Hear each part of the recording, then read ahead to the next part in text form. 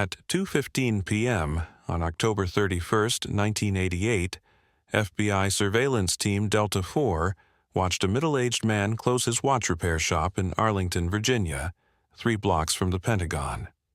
The man, Georg Fischer, placed a handwritten sign in the window. "Closed for appointment, return tomorrow." Nothing unusual. Small business owners close early sometimes. Appointments, errands, personal business. Surveillance agent Rebecca Torres noted the time in her log and prepared to follow Fischer home, standard protocol for day 16 of Operation Watchmaker. But Fischer didn't go home. He walked 7 blocks to his apartment, disappeared inside for 90 minutes, then emerged wearing different clothing, a gray business suit instead of his usual work clothes. His posture had changed. Straighter, more purposeful. His gait was different. Longer stride, military bearing, replacing craftsman humility. Torres radioed surveillance command immediately. Delta 4 to watchmaker control. Subject has changed clothing and behavior profile. Now, moving toward vehicle, request instructions. FBI Special Agent Michael Brennan, monitoring from the Washington field office 5 miles away, felt his pulse accelerate. 16 days of surveillance had shown Fischer following the same routine with metronomic consistency. Same breakfast sandwich, same lunch order, same walking pace, same everything. Deviation meant something was happening. All units maintain distance, let him run, document everything. Fischer drove his Chevrolet sedan directly toward the Pentagon. Surveillance units followed using rotating vehicle positions, staying far enough back to avoid detection. At 4:22 p.m., Fischer parked in the Pentagon North parking area. He entered through the mall terrace entrance, showing identification to security guards who barely glanced at him. They'd seen him dozens of times before. Georg Fischer, watchmaker, delivering repaired timepieces to military officers. Routine visitor. Authorized access. Brennan watched the security camera feed from FBI headquarters, transmitted through Pentagon cooperation established after he'd briefed their counterintelligence unit 3 days earlier.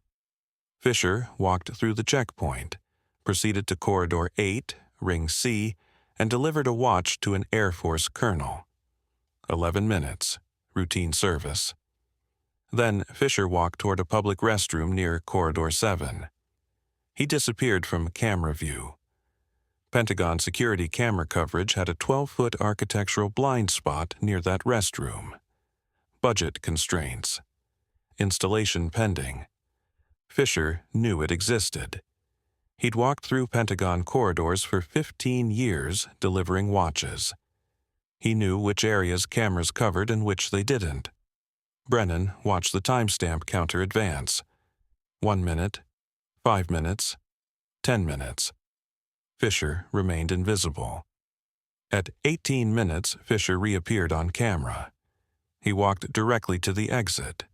His expression was neutral, his movements purposeful. He showed nothing. Brennan replayed the footage 3 times. 18 minutes in a camera blind spot. Enough time to photograph documents. Enough time to transcribe information from an office with a propped open door. Enough time to plant surveillance equipment in a maintenance access panel. Enough time to conduct intelligence collection that would never appear on any security log because no one knew it happened. Fischer drove home, changed back into work clothes, reopened his shop the next morning at exactly 9 a.m. like nothing had happened. The investigation had begun 3 weeks earlier with a parking receipt. On October 14, 1988, at 7:23 a.m., Brennan stood in the FBI Document Analysis Laboratory holding a crumpled piece of thermal paper, 3 inches by 2 inches. Date stamped April 12, 1988. Pentagon visitor parking, Corridor 8, Ring C, 47 cents. The receipt had arrived through a chain of bureaucratic referrals. IRS audit to Criminal Investigation Division to FBI White-Collar Crime Unit to Brennan's desk, marked Pentagon-adjacent tax fraud, possible security concern. An accountant named Patricia Whitmore had flagged unusual business expenses for Fisher's watch shop. Fisher claimed multiple Pentagon visits as business expenses, delivering repaired watches to military personnel. Plausible. Mundane.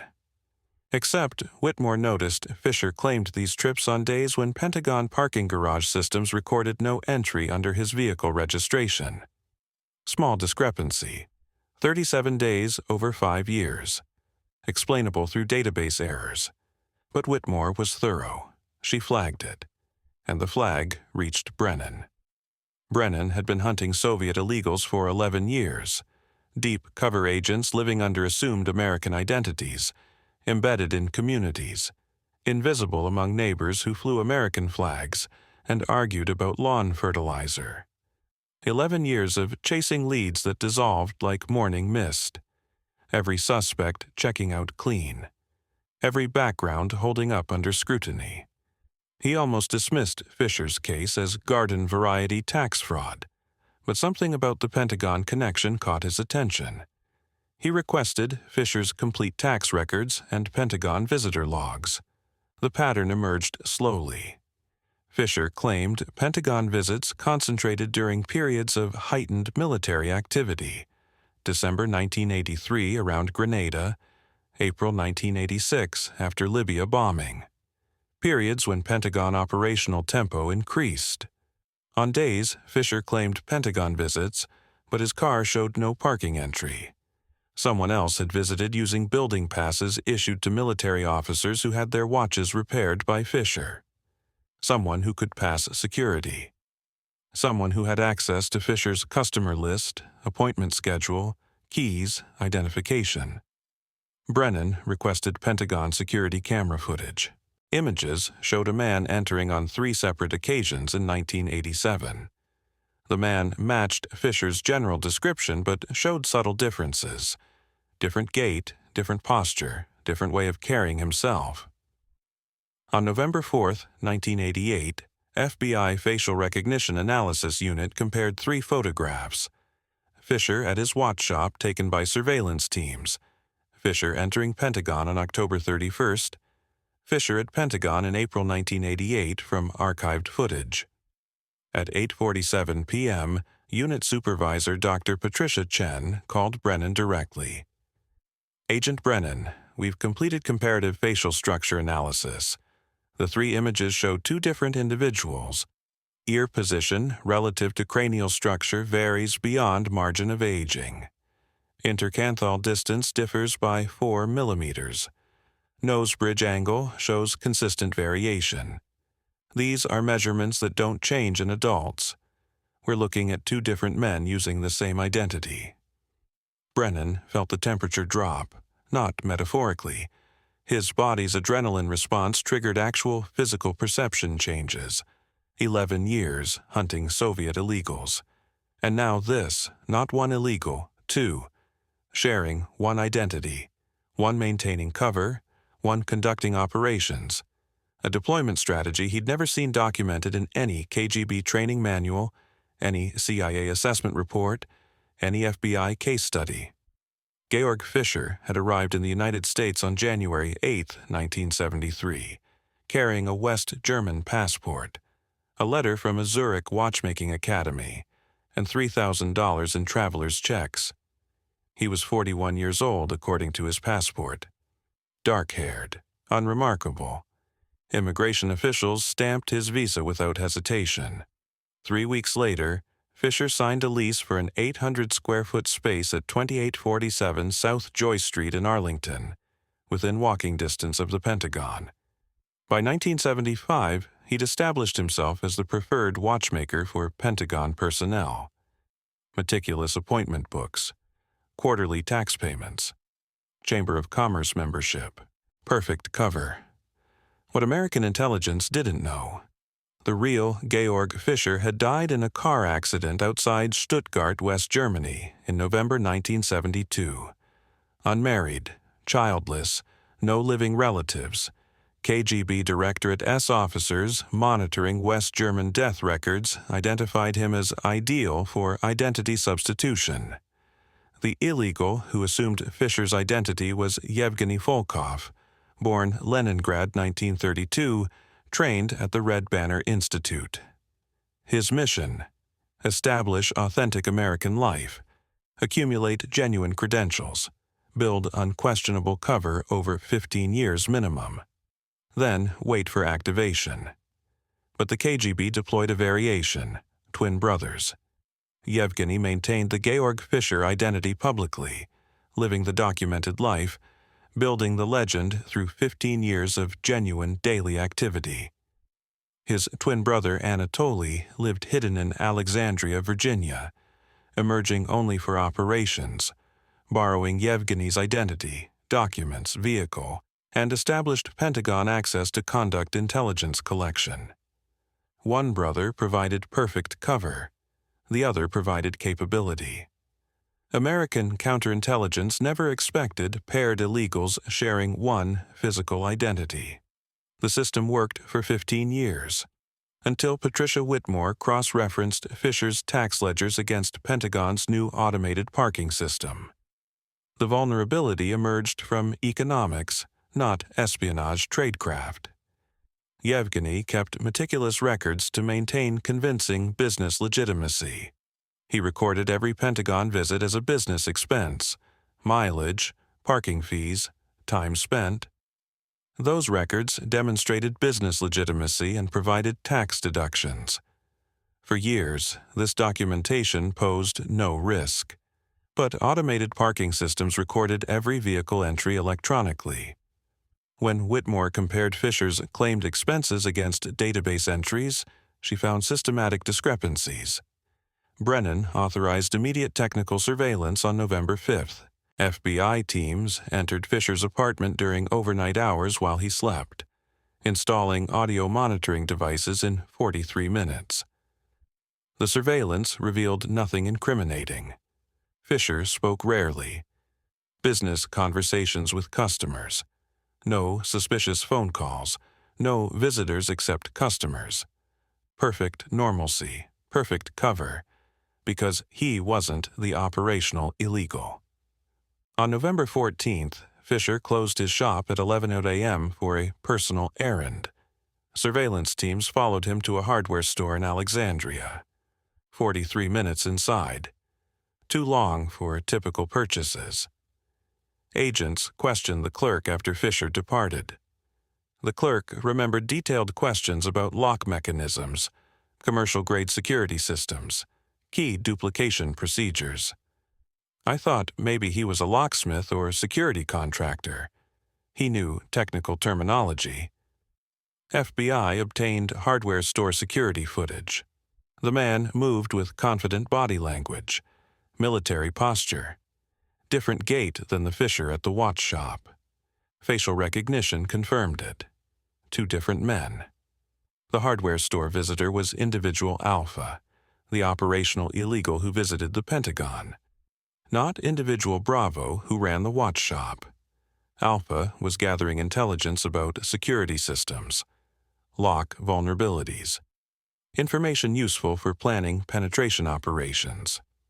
On November 21st, when Fisher closed his shop for another appointment, surveillance teams deployed experimental GPS transponders on his vehicle.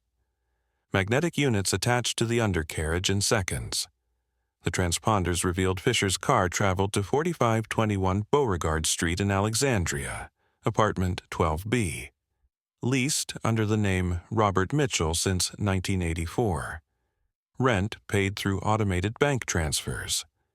Mitchell listed as telecommunications contractor employee, cover identity providing income documentation without requiring workplace attendance. FBI obtained surveillance authorization for the Alexandria apartment, overnight installation of audio monitoring. At 7:34 p.m. on November 23rd, devices captured two male voices conversing in Russian. FBI translators listening in real-time radioed immediately. Two subjects speaking Russian, discussing operational procedures, timeline references, security protocols. This is operational communication between illegals. Brennan had found both brothers. Yevgeny Volkov lived publicly as Georg Fischer. Anatoly Volkov lived hidden as Robert Mitchell. When Pentagon visits were required, Anatoly borrowed his brother's identity and established access. 15 years of perfect compartmentalization. Exposed because a parking receipt showed Fisher's car entering Pentagon on days when databases proved Fisher's actual vehicle was elsewhere. But proving espionage required evidence of intelligence transmission. FBI surveillance intensified throughout late November and early December. Audio monitoring revealed careful operational security. The brothers never discussed intelligence matters indoors. They met in public parks and shopping centers where electronic monitoring was difficult. But FBI deployed directional microphones from vehicles parked near meeting locations. Russian language specialists translated in real time. The brothers discussed timing, schedules, procedures, but never specific intelligence content. Their tradecraft was excellent, professional, disciplined. On December 10, 1988, Anatoly visited the Pentagon one final time. Surveillance teams tracked him entering at 3:47 p.m. using Georg Fischer's identification. He delivered a watch to a Navy captain in Corridor 6, Ring B, 12 minutes.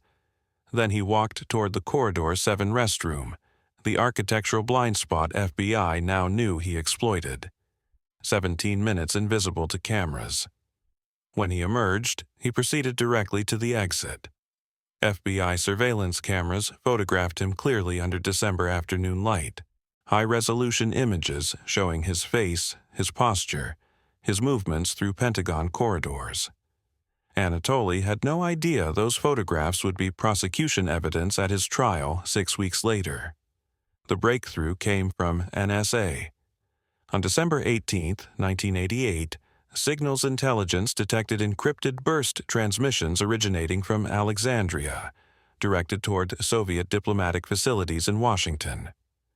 Transmissions lasted 2.3 seconds each, too brief for real-time triangulation but long enough for NSA monitoring stations to capture signal characteristics. NSA cryptanalysts determined the transmissions used one-time pad encryption, theoretically unbreakable without physical decryption keys. But transmission timing patterns suggested weekly intelligence reporting. NSA triangulation placed transmission origin within 2 blocks of 4521 Beauregard Street. Anatoly was transmitting intelligence reports from his apartment using a concealed shortwave radio. Weekly broadcasts to KGB handlers who received encrypted summaries of Pentagon observations, security procedures, personnel patterns, facility vulnerabilities, office layouts, guard rotations. Intelligence collected during Anatoly's visits under Georg Fischer's identity. Brennan proposed operational endgame to FBI Director William Sessions on December 22. Allow Anatoly to conduct his next scheduled transmission. NSA predicted early January based on timing patterns. Execute simultaneous tactical arrests of both brothers immediately after transmission. Seize all equipment and documentation before either could destroy evidence. Roll up entire support network. Identify handlers. Expose communication methods. Sessions approved with addition. Coordinate with CIA counterintelligence to identify KGB handlers at Soviet embassy. FBI and CIA established joint surveillance of Soviet diplomatic personnel. 3 diplomats displayed behavioral patterns consistent with illegal handler activity. Evening drives through Northern Virginia, counter-surveillance techniques, brief stops at locations suitable for servicing dead drops. One diplomat attracted particular attention. Major Alexei Fedorov, holding cover position as a cultural attaché but displaying none of the behaviors typical for cultural work. He attended no cultural events, he met no artists or academics. Instead, he drove through Arlington and Alexandria neighborhoods, making brief stops at commercial parking lots and shopping centers. Classic dead drop servicing patterns.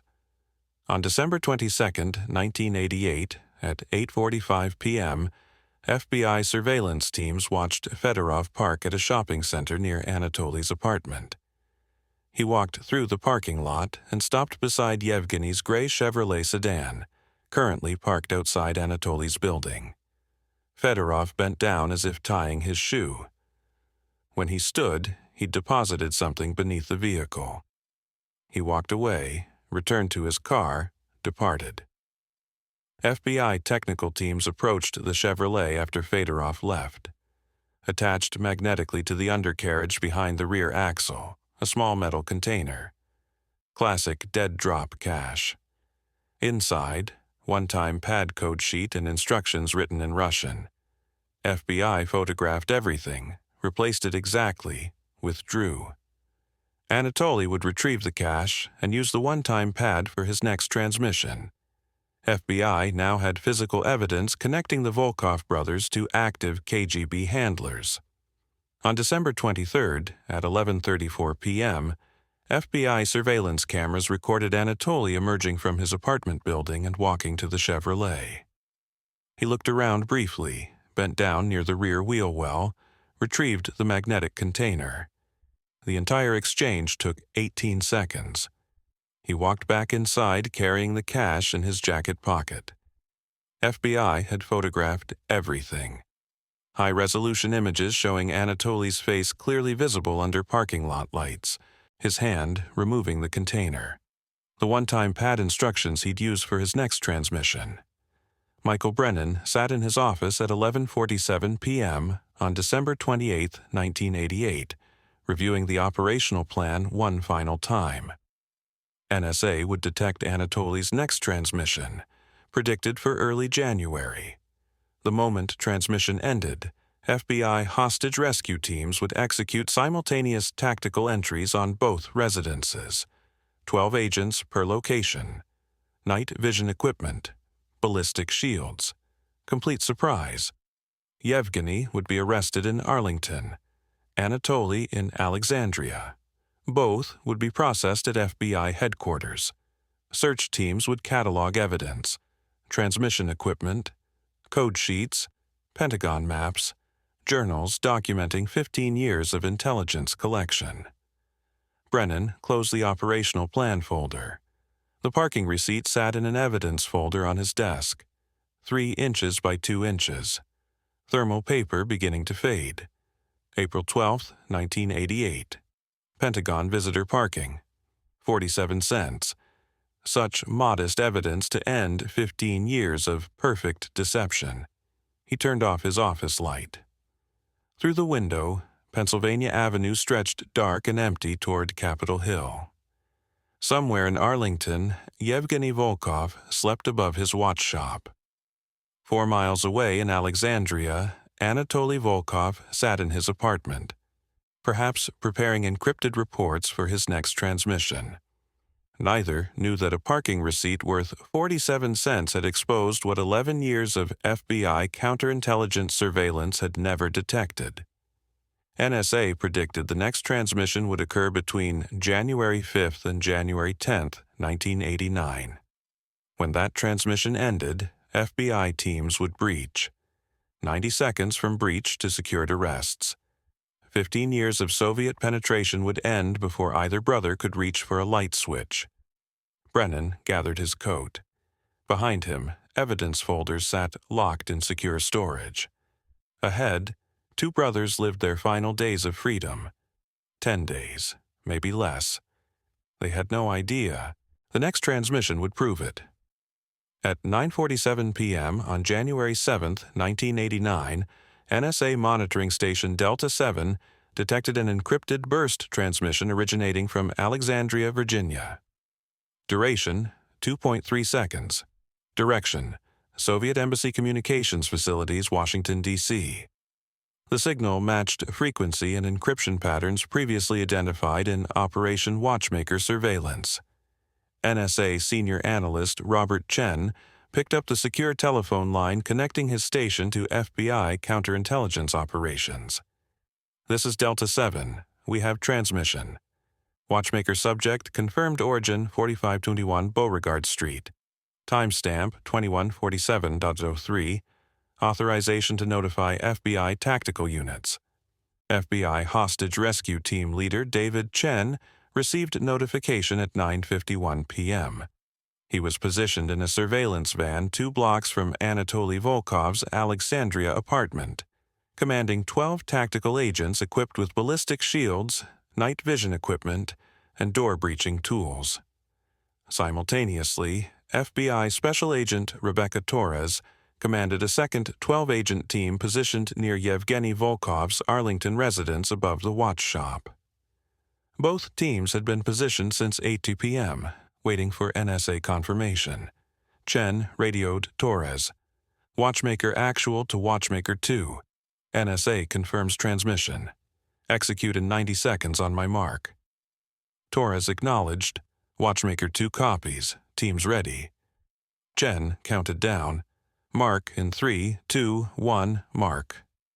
Both teams moved simultaneously at 9:52 p.m. 15 years of Soviet intelligence penetration had 90 seconds remaining.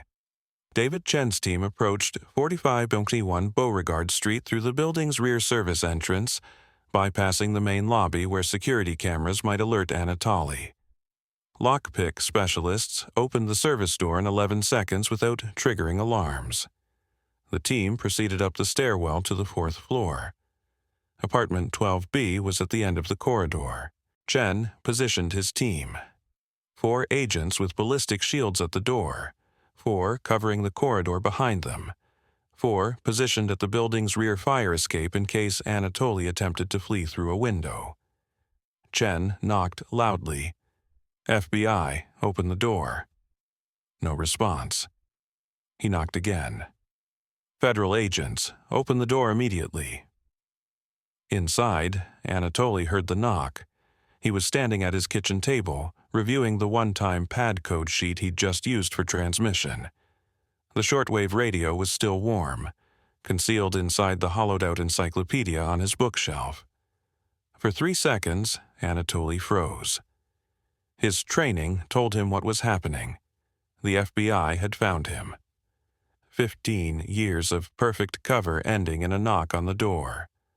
Anatoly moved quickly. He grabbed papers from the kitchen table, handwritten notes in Russian, Pentagon corridor maps, security procedure observations, and carried them to the sink. He turned on the tap, pulled a cigarette lighter from his pocket, and began burning the papers. The first page ignited. FBI agents outside heard nothing. Chen gave the breach signal. 2 agents swung the door ram. The door frame splintered. The deadbolt tore from wood. The door crashed inward. 4 agents entered simultaneously, shields forward, weapons drawn, shouting commands. FBI, hands up, show your hands. Anatoly was standing at the kitchen sink 15 feet from the door, holding burning papers under running water. Agent Torres, first through the door, crossed the apartment in 4 strides. She grabbed Anatoly's wrist, pulling his hand away from the flames. Partially burned papers fell into the sink. Anatoly didn't resist. He looked at Torres with an expression combining resignation and professional respect. One intelligence officer to another. You won. I lost. Torres extinguished the burning papers with tap water. Fragments remained, showing handwritten notes in Russian. Corridor 8, Ring C, and 1400 to 1420 hours vulnerability. The rest was ash. Torres cuffed Anatoly's wrists behind his back.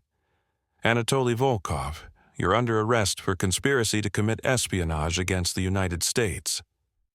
Anatoly said nothing. He'd been trained for this moment. Admit nothing. Demand counsel. Wait for diplomatic intervention. While Torres processed Anatoly, FBI search teams cataloged the apartment. They found the shortwave radio concealed in the encyclopedia within 5 minutes. Still warm. One-time pad sheets were discovered in a false-bottom drawer. A 35mm camera with telephoto lens sat in a closet. Pentagon facility maps were rolled and stored behind books.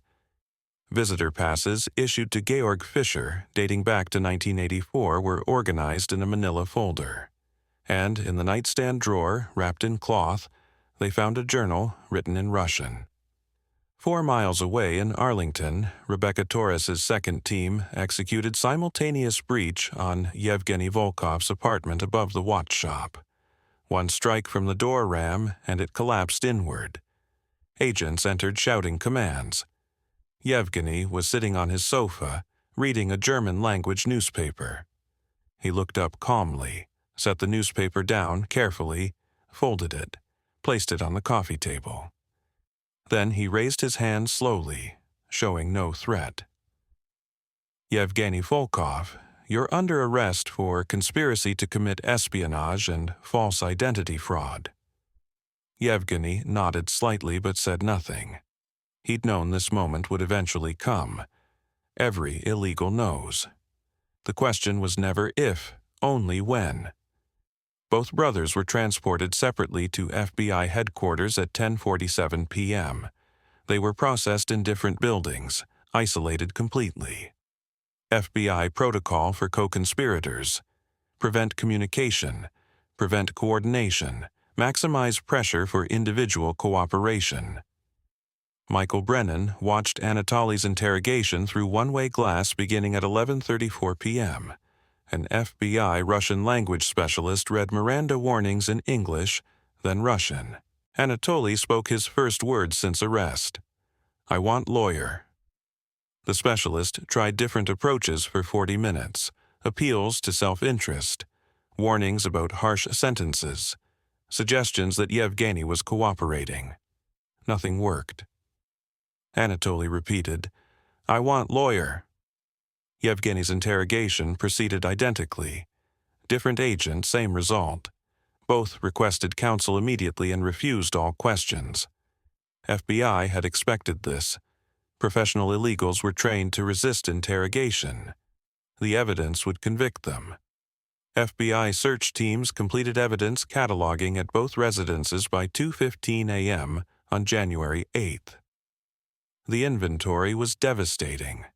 Shortwave transmitter, one-time pads, Pentagon maps with Russian annotations, journals documenting 9 years of observations, photographs of Pentagon security checkpoints, visitor passes spanning multiple years, correspondence between brothers discussing operational security. Most damaging was Anatoly's journal. Sample entry from March 15, 1984. Corridor 8, Ring C. Storage room accessed by 3 personnel. Lock mechanism standard Schlage, commercial grade. Documents visible through door window during 14:30 opening.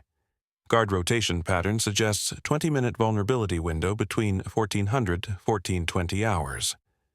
Brennan read translated entries at 4:32 a.m.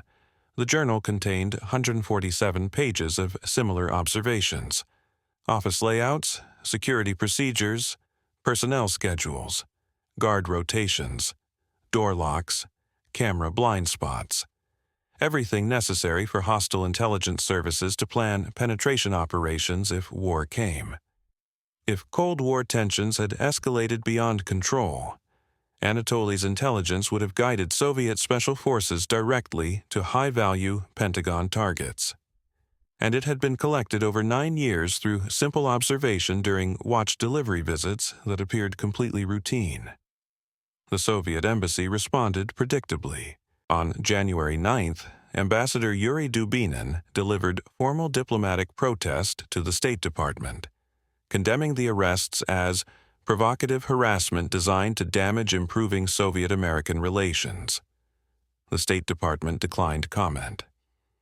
On January 11th, Attorney General Dick Thornburgh held a press conference announcing the arrests and displaying declassified evidence. Photographs of the shortwave transmitter, one-time pads, Pentagon maps marked in Russian. The evidence was irrefutable. Media coverage was immediate and extensive. The Soviet embassy modified its position on January 13th, proposing quiet resolution. Allow both brothers to depart voluntarily avoiding public trial. President George H.W. Bush rejected the proposal. The evidence was too substantial. The operation's duration was too long. Public awareness was too high. Prosecution would proceed. On February 15, 1989, a federal grand jury indicted both brothers on multiple charges: conspiracy to commit espionage, false identity fraud, unauthorized entry into restricted facilities, conspiracy to transmit classified information, acting as unregistered foreign agents. Maximum combined sentences exceeded 100 years. Both pleaded not guilty. The trial began September 11, 1989. Federal prosecutors presented documentary evidence over 3 weeks: tax records showing parking discrepancies, Pentagon visitor logs documenting hundreds of entries, surveillance photographs showing 2 different men using one identity, facial recognition analysis, the journal with translated excerpts, NSA testimony about burst transmissions, photographs of Anatoly retrieving dead drops, the shortwave transmitter and one-time pads seized from his apartment. Defense attorneys challenged every element. They argued facial recognition was unreliable, that journal entries were personal observations, not espionage, that NSA couldn't prove transmission content. The prosecution's most effective witness was FBI agent Rebecca Torres, who described the arrest. "Ladies and gentlemen of the jury, innocent people don't burn documents when law enforcement knocks. Innocent people don't maintain concealed shortwave radios and one-time pad encryption sheets. These are tools of espionage, not hobbies." On November 3, 1989, after 3 weeks of testimony, the jury deliberated 7 hours before returning guilty verdicts on all counts for both brothers. Judge Albert Bryan scheduled sentencing for December 15th. Neither brother showed emotion, but history intervened. On November 9, 1989, 6 days after conviction, the Berlin Wall fell. Images of East Germans streaming through checkpoints, crowds climbing the wall with hammers, families reuniting after decades of separation dominated global news. The Cold War's most visible symbol began crumbling in real time. Within weeks, communist governments across Eastern Europe collapsed. The geopolitical context transformed completely. On December 15, 1989, Judge Bryan sentenced both brothers to 25 years in federal prison. Substantial sentences, but falling short of the life terms prosecutors requested. Bryan's remarks acknowledged changing context. The defendants operated during genuine hostility between superpowers. That hostility appears to be diminishing rapidly. The Berlin Wall has fallen. Communist governments are collapsing. Nevertheless, these defendants represented systematic betrayal over 15 years. The sentence must reflect that severity while recognizing the context has fundamentally changed. The brothers entered federal prison in January 1990. Yevgeny sent to USP Lewisburg in Pennsylvania, Anatoly to USP Terre Haute in Indiana. Separated to prevent collaboration. Both adapted with the same discipline they'd applied to illegal operations.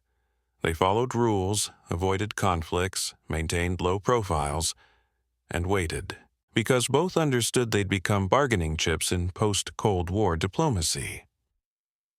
The Soviet Union collapsed December 26, 1991. The KGB was dissolved. The Cold War officially ended. In January 1992, Russia's new Foreign Intelligence Service approached CIA counterintelligence with a proposal. Russia would provide comprehensive information about Cold War illegal operations in the United States in exchange for release and repatriation of 12 imprisoned Russian intelligence officers, including the Volkov brothers. President Bush approved the exchange on March 15, 1992. On April 3, 1992, Yevgeny and Anatoly Volkov were released from federal custody after serving only 2 years of 25-year sentences. They were transported to Andrews Air Force Base and flown to Moscow aboard a Russian diplomatic aircraft. In exchange, Russian intelligence provided CIA with archived KGB documents detailing illegal operations from 1965 through 1990, revealing 17 paired illegal teams deployed into the United States between 1970 and 1985. Most illegals had departed when the Soviet Union collapsed. 3 remained and were arrested through 1993-1994. The brothers returned to Moscow as minor heroes in intelligence circles, professionals who'd maintained operational security for 15 years and resisted interrogation when captured. Anatoly accepted a pension from Russian Foreign Intelligence Service. He'd spent 20 years as an illegal with no other life, no other identity. He took the pension, rented a small apartment in Moscow, and lived quietly until his death from cancer in 2004. He gave no interviews, he wrote no memoirs. He remained silent until the end. Yevgeny declined the pension. Something had changed during his 16 years as Georg Fischer. The pretense had become partially real. He'd genuinely learned to appreciate watch repair, the satisfaction of precision mechanical work, the quiet rhythms of small business ownership. It wasn't just cover. It had become authentic through years of daily practice. In 1993, Yevgeny immigrated to Germany, settling in Stuttgart where the real Georg Fischer had been born.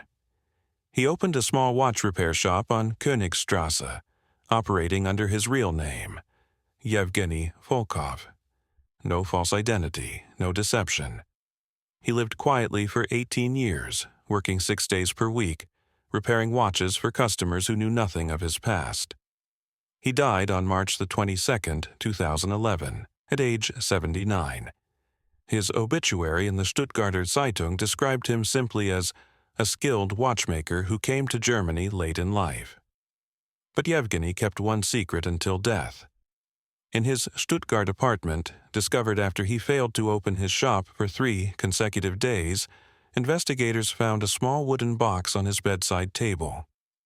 Inside, a Soviet-made Polzhot chronograph pocket watch from the 1960s. Gold-plated case, dented, cracked crystal.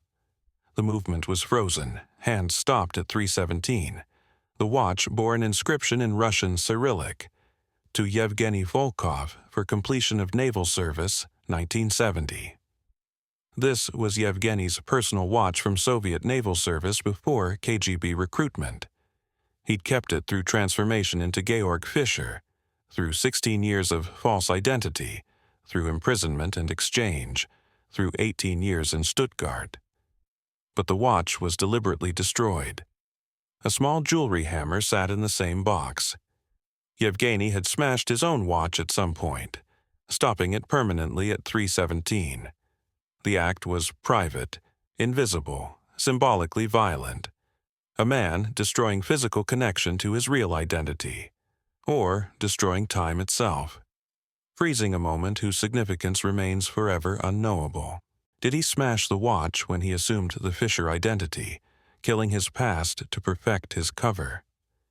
Did he destroy it during his years in Arlington, raging against the KGB for forcing him to live as someone else? Did he break it after imprisonment, recognizing his life had been wasted serving a system that collapsed? No one knows. Yevgeny never explained it. The watch remained broken in that box for decades, kept alongside the hammer that destroyed it. Time stopped at 3:17 for reasons only Yevgeny understood. Michael Brennan retired from the FBI in 2003 after 32 years. The Volkov case remained his most significant success and his most profound frustration. In a 2009 FBI internal history interview, Brennan reflected, "We got lucky with Watchmaker, a parking receipt. If that IRS accountant hadn't been thorough, if Pentagon parking systems hadn't been upgraded, if Fischer hadn't documented business expenses meticulously, they might still be operational. That's what troubles me. Not the ones we caught, the ones we didn't. How many other illegals operated successfully and were never detected? The question haunts American counterintelligence. In 2010, the FBI arrested 10 Russian illegals operating under deep cover identities in suburban communities across the United States. The case, Operation Ghost Stories, included Anna Chapman and 9 others who'd built authentic American lives over 5 to 15 years. They collected intelligence and transmitted reports using modern encryption. They were arrested and exchanged with Russia within weeks, exactly as the Volkov brothers had been released 18 years earlier. The pattern suggested illegal operations occupied unique space, serious enough to warrant arrest, but not serious enough to justify extended imprisonment when diplomatic opportunities emerged. The Volkov case reshaped American counterintelligence. The FBI implemented protocols focusing on documentary inconsistencies rather than behavioral surveillance. Tax records, parking receipts, utility bills, banking patterns. The paper trail of normal life became primary investigative focus. The Pentagon revised security comprehensively, biometric identification systems requiring fingerprints or retinal scans, visitor escort requirements strengthened, camera coverage gaps remedied, background investigations intensified. These changes closed vulnerabilities the Volkov operation exploited. But they acknowledged troubling reality. Security systems designed to detect hostile individuals were ineffective against illegals who achieved genuine integration. The real Georg Fischer would have passed every screening. The KGB's substitution was nearly perfect. Only the paper trail, that 47-cent parking receipt discrepancy, exposed what behavioral surveillance never detected. Yevgeny's broken pocket watch sits today in the International Spy Museum in Washington, D.C., beside other Cold War artifacts. A glass case contains the watch, the small jewelry hammer, and a description. Soviet pocket watch, deliberately damaged by owner. Seized from illegal operator Yevgeny Volkov. Returned after exchange 1992, kept until his death 2011. The museum label provides no interpretation. Visitors look at the frozen hands, 317, and wonder what that moment meant. The watch offers no answers. Its movement remains broken, its hands remain frozen. Time stopped permanently at 317, marking a moment that belonged to Yevgeny Volkov alone. The parking receipt that exposed him sits in the museum's archival storage, preserved away from light that would fade the thermal ink. 3 inches by 2 inches. April 12, 1988. Pentagon visitor parking. 47 cents. Patricia Whitmore, the IRS accountant whose thoroughness exposed the discrepancy, never knew the full significance of her work. She flagged what appeared to be minor tax fraud and moved on to other cases. The FBI never contacted her directly. She learned about Operation Watchmaker through news coverage in January 1989, recognizing the name Georg Fischer from the audit she'd conducted months earlier. In a brief newspaper interview in 1990, Whitmore said, "I just did my job. I noticed numbers didn't match and flagged it. I had no idea it would lead to espionage charges. I'm glad my work contributed to national security, but honestly, I was just being thorough." She continued working for the IRS until retirement in 2007. She never received public recognition, but in FBI and CIA internal histories, she's credited as the civilian whose diligence initiated the investigation that concluded one of the longest-running Soviet illegal penetrations in American history. Yevgeny and Anatoly Volkov executed flawless tradecraft for 15 years. They built perfect cover, maintained discipline, avoided every behavioral indicator that might trigger suspicion. They couldn't escape the documentary accumulation of normal life. 47 cents.